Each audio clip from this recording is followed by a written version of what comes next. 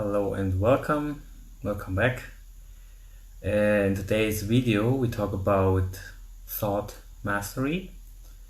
So many of us, we are having problems with our thoughts, excessive thinking, and this can cause all kinds of problems, like we cannot go to sleep.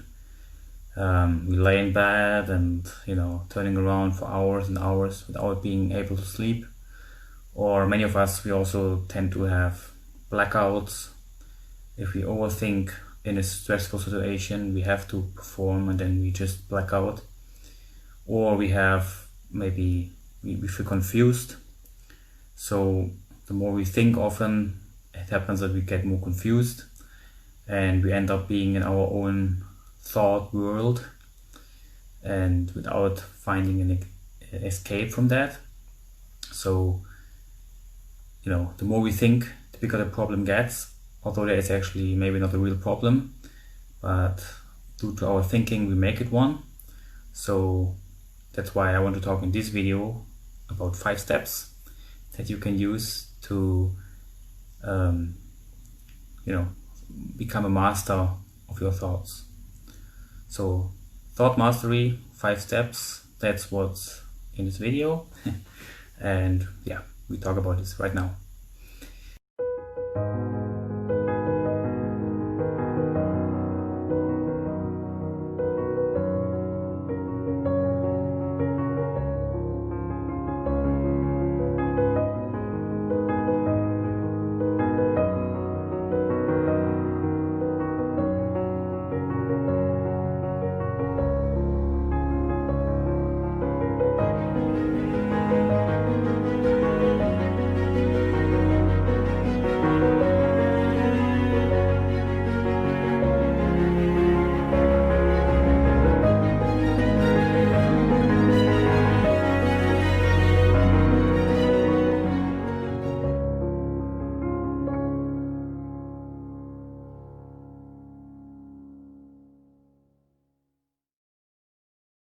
So, thought mastery. What will it help you to accomplish? So, first of all, when we can control our thoughts, we can stay more calm, we can sleep easily. If we cannot sleep because we are thinking too much, then being completely at ease with our thought, with our mind, will help us to sleep much better. No worries, no problems, everything is taken care of, everything is going to be okay, or is okay already, and we just sleep like a baby.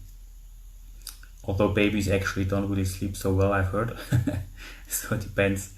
Maybe it's not good to say sleeping like a baby, but what I want to say with that is you sleep all night without having any issue. So what also helps you when you get into thought mastery is that you can get more easily in a flow state. So flow state is when you are highly focused, you're dialed in on whatever you're doing, and you're super present.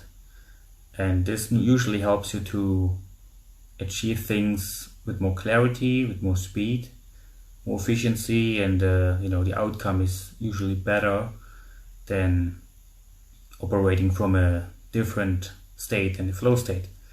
So you might find yourself trying to do something, you procrastinate, you get distracted, you go back to it, you check your phone, then you say, okay, now I have to go back after half an hour is gone. Then you go back and you set out your music, and before you know it, you maybe spend some time more, some hours even, and you just procrastinate, you don't do the thing that you want to do, and the day is gone before you know it. And this obviously is not what we want. So entering the flow state can be a very good result of having control of your thoughts and this thought mastery, which we're going to talk about very soon. And yeah, it helps you to your capacity to be in the present moment. This is also your flow state, but it's actually how much you draw from the present moment. So it's not only what you experience, but also how you experience it. So you can have the greatest time of your life, but you're all the time distracted, or you're worried about something which eventually never happens, or you're thinking about something that should have happened and didn't. So rather than being in the moment, in the now, you're constantly distracted through your thoughts, and then eventually through things you do or don't do. Like, let's say you don't participate in things you should enjoy, but you do other things like checking something on the phone or thinking other things, and you're just not there. So the capacity, the presence to be there is an effect or a result of thought mastery. And also solution finding. So every time we are stressed out, we are very reactive, we are in this fight or flight mode of our body.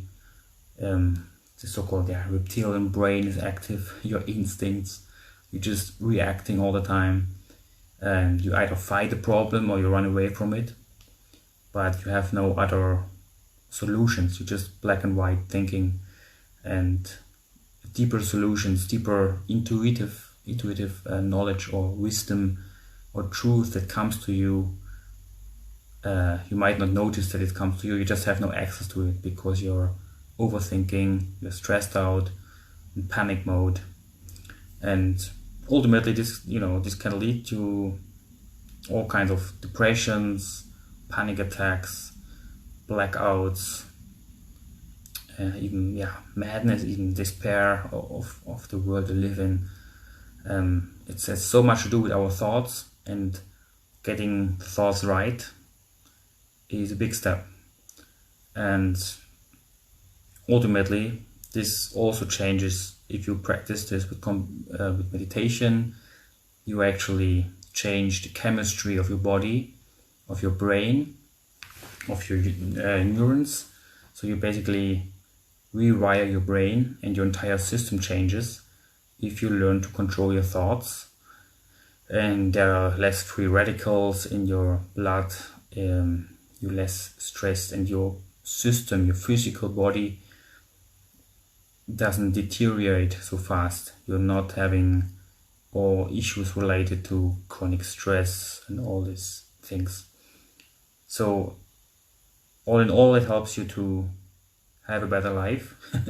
And it starts with mastering your thoughts, because everything starts with a thought or an idea, which is also a thought coming to you. So if we learn to get the thoughts right, we can get many things right. And often people talk about, this is your ego, the ego is bad, and your mind talking to you, so you should completely ignore it. But although we should learn to, not identify with our thoughts, to realize that we are not the thoughts that we think, we still should not, in my opinion, say that everything is bad, the ego is bad. Ego comes from Latin, and it means, myself or I. It's the self-consciousness. It is who I am, and I have to have this ego to interact with the world, to be active, to survive. If once in a while I have to survive or keep myself alive, it's very well needed for instant reactions, but also to go about our daily lives. We need the ego. At the same time, we should not identify with it, and it's a servant, and we are the masters, and not the ego is not our master. Often we identify so much with it that we are victim to our thoughts. We are not in control what we think, based on that what we feel, and ultimately what we do based on that. Often it's just one thing.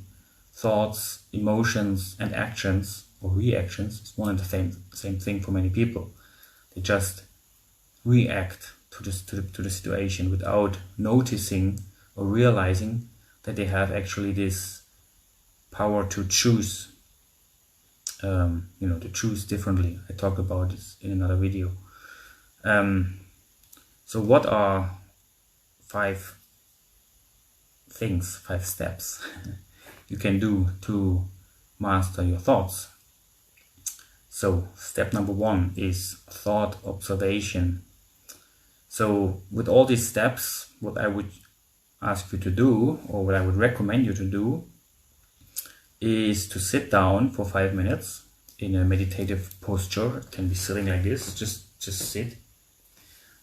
Close your eyes, and at least for 5 minutes do what I'm going to tell you now. And if you feel comfortable with this 5 minutes and you manage to achieve this step, you can increase the minutes up to 10 minutes for each step. So once you manage to get one step done, you can move to the next step. So in total we have 5 steps, and you can take your time. You can probably you will need some days or even weeks until you master one step fully, and then you can go to the next one. So now the first step is thought observation. So what is that? So what you want to do is you sit down, you close your eyes, and you just observe the thoughts that come to you. And what you try to do, you try to be aware of the thoughts. You don't get attached to them, you don't follow them. Like you don't, sometimes we daydream. So we have one thought, and then before we know it, we are somewhere else. And then we come back, I don't know what time later, 10 minutes, half an hour, whatever. We come back and say, oh, I wanted to do something else. I wanted to think about something else. So thought observation means you observe the thought, but at the same time you don't engage with it. You just see what's coming, like you are the observer in a cinema. See it as a movie passing by, and you just try to remember the story. And when you do this, you will notice that you become much more aware of your thoughts, and it's like trying to catch what you dream. When you dream, like half asleep, you wake up, you forgot what you were dreaming about. You just know it's weird, but you forgot about it. So with this thought observation, it can be the same. So you end up thinking all the time, but you don't even know what you were thinking about. So thought observation is a exercise to just observe what's coming in. And at the beginning, it might be very erratic, very, a lot of thoughts coming to you, the thoughts of the day and so on. But as you keep doing this, you will notice that the thoughts slow down and become like what was before a big stream, like a river, is now little, drops of water coming once in a while. And you just observe them, let them pass like in a movie, and try to do this for 5 minutes. When you do this 5 minutes, and you can do this for 5 minutes without being drawn away, you can increase 1 minute and another minute day by day until you reach 10 minutes. So 10 minutes should be the level of achievement that you achieve this thought observation for 10 minutes. So you just, again, whatever thought comes, you welcome it, you look at it, and you let it be, without forgetting about the task at hand, that you have to observe the thoughts. If the thought stays there, that's fine. Just be aware that it stays there. And if it goes away, that's also fine. And see what's coming next. If you find yourself drawn to it and follow it, one thought follows the next, and you're drawn into it, you will just notice once you come out of it, you will notice, oh, I was drawn into it. So just go back to it, and you can actually write it down once you come out of this exercise. If you remember, if you want to make this is a next step, a next level, I would say, You can even write down the thoughts you had in those 5 minutes. Just make bullet points, thought about this, thought about that, thought about jobs, thought about family, thought about friends, and just a little details there. And you see the chain of thoughts that you had. And you will find that often they are not related at all. It just whatever might be going on in your life right now. Sometimes something completely different. But this is how you can actually observe it. Think of it like going, like I said, watching a movie or going into cinema once they're open again. And you come out of the movie and you try to write down the plot, the story, what happened. Same happens here with the thoughts. And one thing to notice, the less you think, the less you have to remember and write down. So you will notice the moment you become actually aware of the thoughts, they are becoming less. Once you become unaware of the thoughts, you will find yourself being drawn into them and you lose it. So hold your ground, observe it up to 10 minutes, and then you can move to the next. So this is then step number 2, which I call thought discipline. So what is thought discipline? So now that we observe the thoughts, or we know how to observe the thoughts, we can also, focus on the thoughts that we want to think, and we can engage more in them. We can, whenever we do something, we are doing it 100%. We are 100% there. And all the thoughts that come and are not necessary, that are not wanted, that are distracting us from the activity at hand, are not welcome. So this can be about our daily life. So you don't necessarily have to sit down to do this, but just as you go about your day, whatever you do it fully, being 100% present and fully aware of what you are doing. Like when you are, work out, you do this push-up, you do this lift, you do whatever it is that you do, you're just fully there. You don't think about anything else. You do these lifts, you do these push-ups, you do the pull-ups, and you're there 100%. No distraction. And if there's a thought coming, then you become aware, okay, thought discipline. This is not what I want right now. Right now I'm doing workout, so I think about a workout. When you are at work, you think about the work and not about your personal life. Obviously, there can always be emergencies and so on. That's not what I mean. I just mean when you are at work, you do your thing. When you're at home, you do your thing at home, and you don't carry the work back to your home, and you don't carry your family issues to the work and to your hobbies, to your friends, whatever, whatever you do it fully. You give it your full attention, and everything that is distracting you from that in this very moment, these are unwanted thoughts. So you basically learn to block all the unwanted thoughts out and stick to the things that you want to focus on. This is like a compartmentalization, if this is the right word. So some CEOs, they have this technique. They, think in boxes, so to say. So they have so many things going on at the same time. So they have these little boxes in their head, these compartments, and each compartment represents one area in their life, and they always try to be in this one compartment when they deal with something, and then there's something else, so they forget about it, they lock it away, and they go to the next. This allows you and allows them to be always present and to not be influenced by other things that also go on in your life.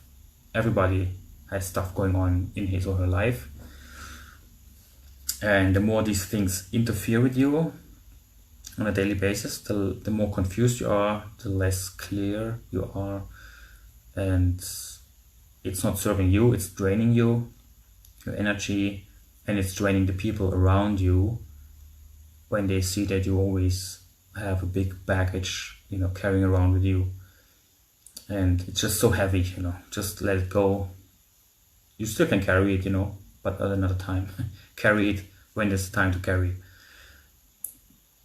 Like, imagine you're walking in the forest and there's a little mountain and you have all the baggage with you because you have a long hike for many weeks, and then you see couple of 100 meters above there is a spring with the water coming, and you want to get some water. So what you do, you take only the bottle of water, leave the baggage behind, and then you go up, fill it up, drink, and come back.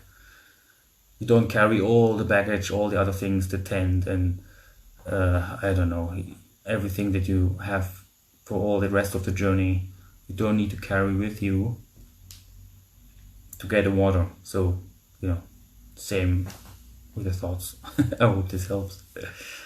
So this is thought discipline. So we block out what we don't want to think and we focus on the things that we want to do. This is not an exercise as such. This is more a daily awareness. When you go by your day, just, exercise thought discipline. So next step is step number 3, is thought control. Now thought control is if we sit down again and we think about one thought only. Now the difference before is, okay, we're now not active anymore. We're not trying to get rid of unwanted thoughts or disengage with them. Now we just sit down and we try to focus on one thought or one idea. So you can think of it, okay, what do you do? Should you repeat it all the time, or should you just hold an image? So think about thoughts as being, they can come in 2 ways, or basically 3 ways to us. Thoughts can be either verbalized thoughts, like you think words or dialogues or whatever. You can think in terms of images, visions, imagery, so pictures coming to you, or you can have a combination of both. So when I say thought control, what you can do, you can either repeat a thought, the same over and over, fully aware, not make it like something that you fall asleep and just something stupid to repeat without being conscious. So ideally you hold some sort of an idea in your mind about yourself or anything you want. Like, for example, you can imagine being health, or just imagine health. Hold this idea for you in a second. Just give, wow.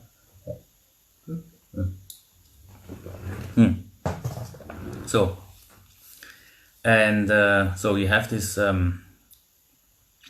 thought. So you can also think about anything you want to think, about your being calm. You can just hold this. In another video I talk about the mind garden. So just, imagine this garden or keep a thought. But keep it simple, make it one thought and keep it for 5 minutes again. Try to hold one thought alone. And as you reach 5 minutes with holding only one thought, you can again increase 1 minute until you reach 10 minutes. So this is thought control. And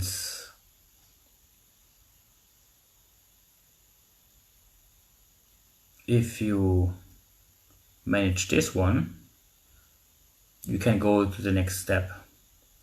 And the next step is called thought emptiness. So now, rather than trying to push away unwanted thoughts or trying to focus on only one thought. We try to create a void inside of us where no thoughts can enter. So we basically hold this space of thought emptiness within us, and you do the same again for 5 minutes, up to 10 minutes once you master it, and just try to completely empty your mind. This is sort of a meditation. I mean, all of these are thought meditations, so like concentrations, but it is sort of like a meditation when you focus on your breath, for example, and you can certainly use it as a help, but at the same time try not to think. Try not to think that you have to think to breathe or whatever. Just be blank. It is really hard if you never tried it before. And what I wanted to say also about thought control and now thought emptiness, that you can use the same like we did before. We remember doing the thought observation, we write down the thoughts that we witness. Now, if you are in thought control and you think one thought or in thought emptiness without thinking anything, you can still notice any thought that comes which is not part of your focus of your current exercise. So if you have thought control and you think about happiness, and then there comes a thought about tomorrow's meeting, you will notice, okay, this doesn't belong here, and when you finish the exercise you can actually write it down. You can write down just how many different thoughts you had, except the one that you wanted to think, or in the thought emptiness step that you think, okay, now no thought is wanted. Any thought that comes is unwanted. So you can write it down. If it helps you can go a bit more into details, or just categorize them as distinctive thoughts that arise one by one. Sometimes you also have a bit not distinctive thoughts, but more like a blurry thingy, indistinct. You can write this down also, count it like every time you notice, I was not fully aware, there was something, a couple of seconds I wasn't there, I wasn't empty, I wasn't aware of the emptiness, there was something else. You can write it down as well. So at some point it gets very tricky to say, is it empty or not? So this really requires practice to say, okay, I have no effort anymore to keep my mind completely blank. And this actually alone already, these 4 steps are a huge effort on your part, but also a huge benefit. And it doesn't take much. It takes, like I said, 5 minutes, 10 minutes. If you do it in the morning, in the evening, 2 times a day, 1 step at a time.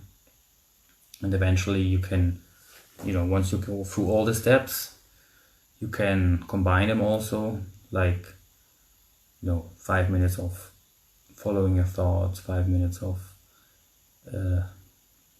thought control, 1 thought, and then 5 minutes of thought emptiness.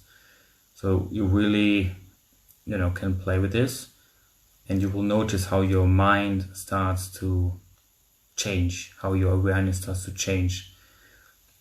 And as you go about your days, you will also notice that everything changes, the way you see life, the way you think about life, your problems, everything really changes. Like you have no more, stuff going on which you cannot handle. Everything is clear. I mean, there are always situations that are challenging, obviously, but you always can remember your training, and you're always as good as your last practice. So the more you practice thought control, the easier it's going to be for you to steer about your life and actually plant the right seeds that you want to see in your life. And this brings us to the next step, which I call thought sowing.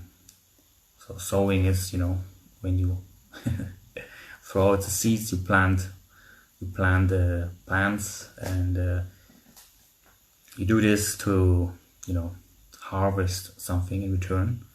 So in another video I talk about the mind garden, how we can take care of the thoughts and emotions and so on that we carry within us, by taking care of our inner garden, and by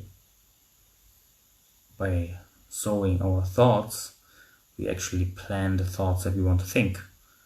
And we can actually plan the day, or we can think through the day that's going to happen for the next day, or in the morning we think it through step by step.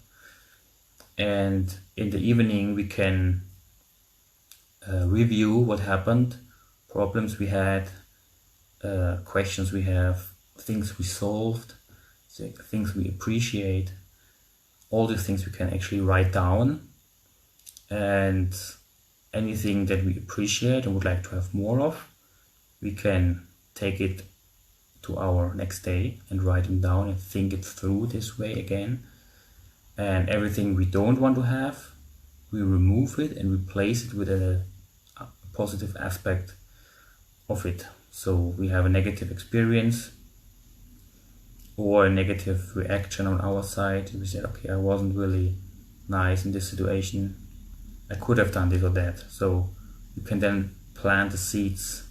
You can, sow your thoughts. You can sow your thoughts for the next day, and think about what you want to think, what you want to experience.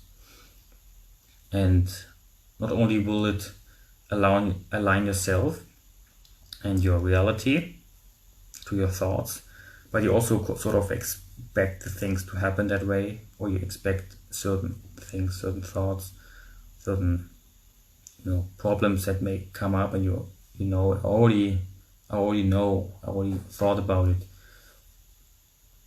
and the solutions will already, your subconscious mind has already time to think about those things, and when you need them, there will be the solutions for you. So these are basically the 5 steps. So we had thought observation, we had thought discipline, we have thought control, thought emptiness, and thought sowing.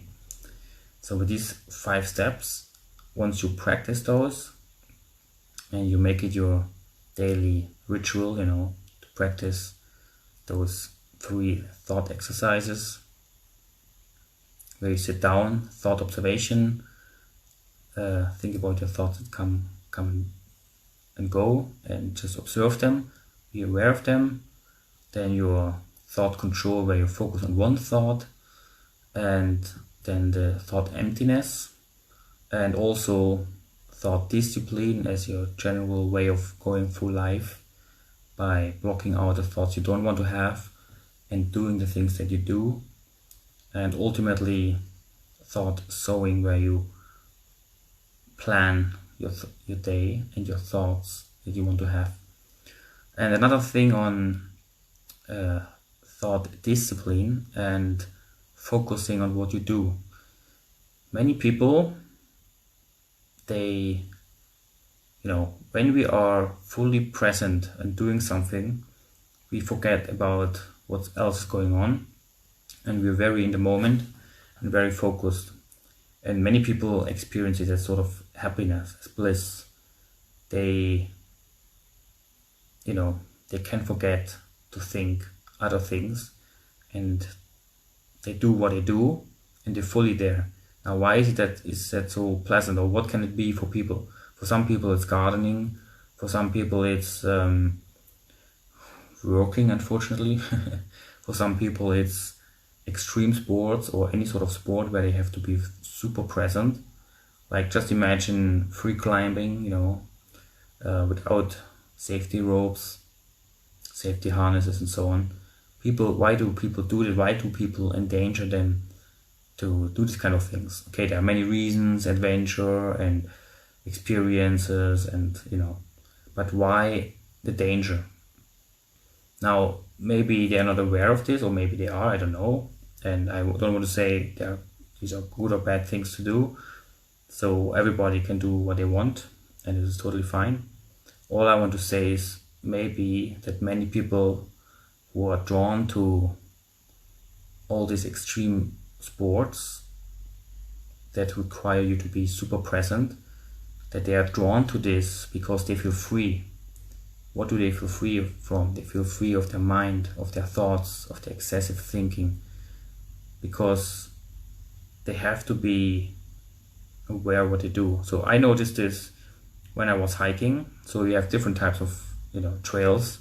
So if you go in the forest, like a normal big trail, a big even road, for sort of forest road, you don't have to look where you walk, you just do it. You can talk to people, and you're not super present. You are active, you are in nature. It's definitely better than sitting at home or in the city for that matter. So it's a big step. But what I notice is if I am on a trail that is more challenging, where I have to actually look where I step, a more alpine style of trails, more high altitude, and so you try to, it maybe there's a big slope or it goes down and you have rocks and roots, and you have to be very careful. So in those moments you stop talking, because it's also more exhausting, and you really have to focus on what you do, and you have no choice but to do that. And once you do this for a while, you really enjoy this time of being in the mountains, because you are unaware, you forget about all the other things, and you just focus on what you have to do. Otherwise you hurt yourself. And besides all the other things that are nice about hiking, I think this is sort of a secret driver or a secret motivation behind many things that people do, like wanting to learn to fly, or base jumping or surfing. You have to keep your balance all the time, skating, all these things that require you to be sort of athletic, and you have to coordinate yourself, and there's also a danger of hurting yourself. So you have to be present.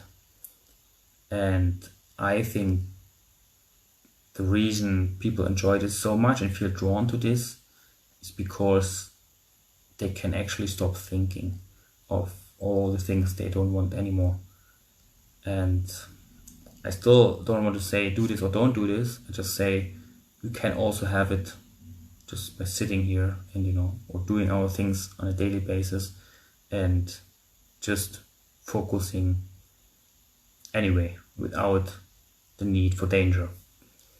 This being said, I still want you to have adventures, and so I like it myself, but you don't need to endanger yourself to feel freedom of your mind. This can be achieved in different ways, and we discussed those. So with this, I think this is it for today.